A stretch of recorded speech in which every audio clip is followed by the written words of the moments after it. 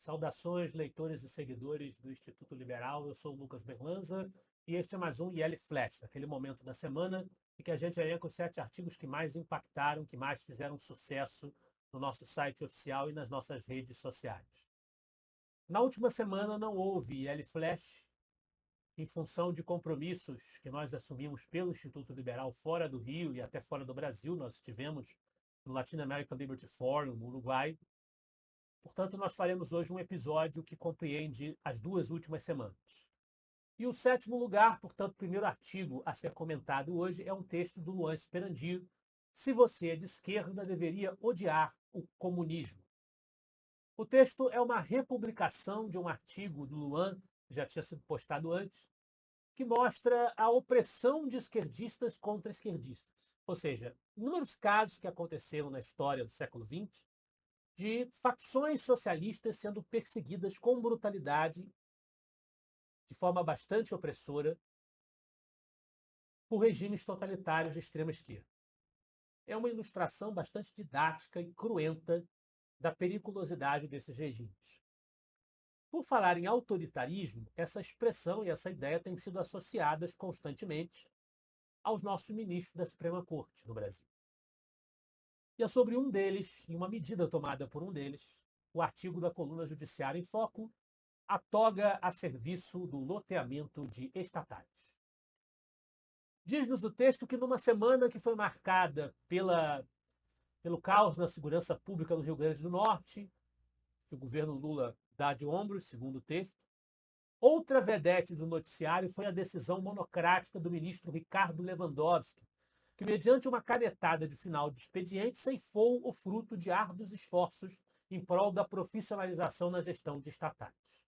A lei das estatais foi aprovada lá no governo Temer, estabelecendo ali uma quarentena para quem sai da política, assumir cargo de comando estatal, provocando, diz-nos o artigo, uma destruição promovida no longo arrazoado em juridiquês, repleto de elogios desafinados à lei podada e onde o magistrado se arvorou a nobre âncora de garantias constitucionais.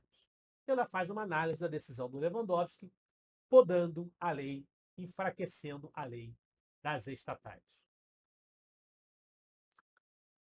Quem queria enfraquecer a lei das estatais eram os petistas.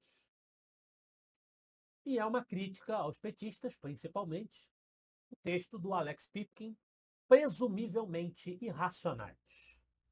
Apesar de todos os fatos que saltam aos olhos, os fiéis sectários de Lula persistem em acreditar e dobrar a aposta no competente bravateiro, diz-nos o texto. Isso tudo é presumivelmente irracional. A crença na realização de desejos impossíveis em terras tupiniquins não tem data para acabar. É o que costumava dizer Thomas Sowell, né? Se você pede por coisas impossíveis, os políticos vão prometer coisas impossíveis, nessa linha. Tá certo o raciocínio? Aí nós temos uma resenha do Gustavo Martins. Por que você deveria ler Justiça? O que é fazer a coisa certa? Um livro de Michael Sandel. Já tivemos resenhas desse livro publicados aqui, do Instituto Líderes do Amanhã. Filósofo e professor da Faculdade de Ciência e Arte de Harvard desde 1981. Há mais de 20 anos, ele oferece um curso chamado Justiça, do qual mais de 15 mil alunos já participaram, que discute, com base no método socrático de ensino, argumentação cooperativa, diálogo entre professor e alunos, como as pessoas se comportam em situações de conflito, considerando os conceitos de ética e justiça. O curso é um dos mais frequentados da história de Harvard. Em razão desse sucesso, em 2005, começou a ser gravado e disponibilizado também na versão online, culminando no lançamento do livro em 2008. O livro é dividido em 10 capítulos que sempre abordam algum dilema moral, real ou hipotético, que coloca o leitor a refletir sobre o que é fazer a coisa certa.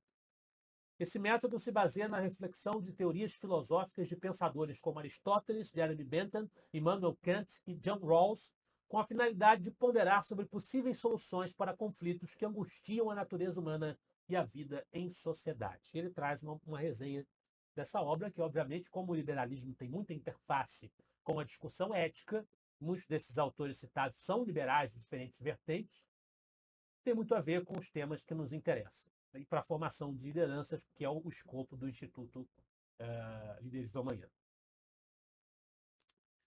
Disto nós saltamos para, mais uma vez, uma crítica ao cenário contemporâneo de governo do PT, do professor Alex Pipkin, a sociedade do rápido e do vazio.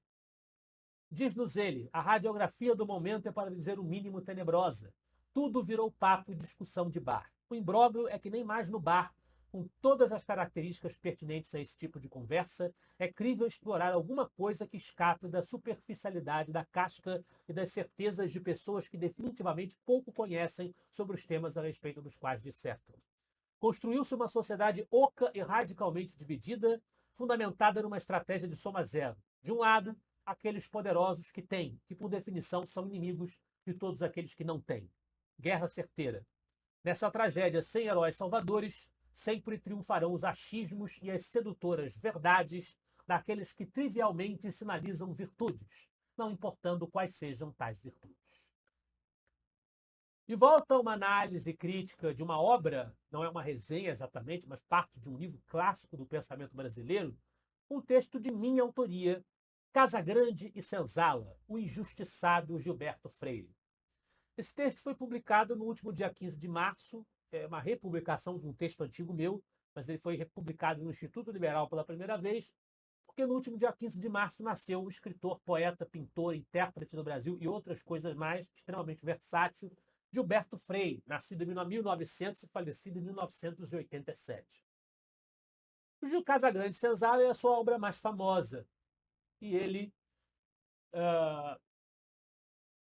defende, analisa nessa obra o papel da miscigenação na formação cultural brasileira.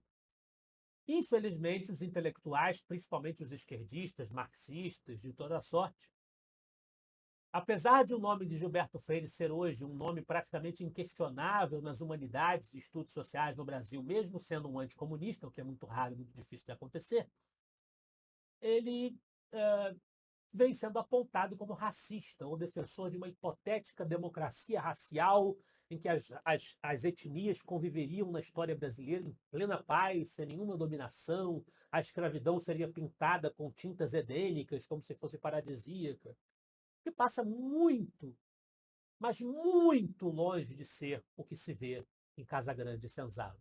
Em que todos os tipos de violências e abusos cometidos na época são ressaltados, sim.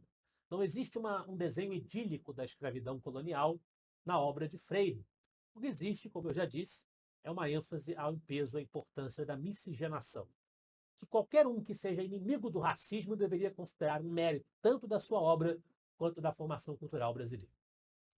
Na liderança do IL Flash de hoje, um texto do Hermes Vinícius. Também é uma resenha crítica com uma sugestão de leitura. Por que você deve ler A Revolução dos Bichos?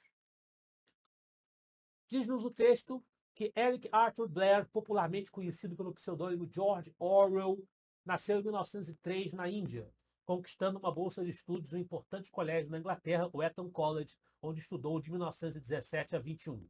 Orwell não chegou a graduar-se, mas em 22 começou a trabalhar na Polícia Imperial Indiana, deixando o seu emprego em 1927 para se dedicar à carreira de escritor.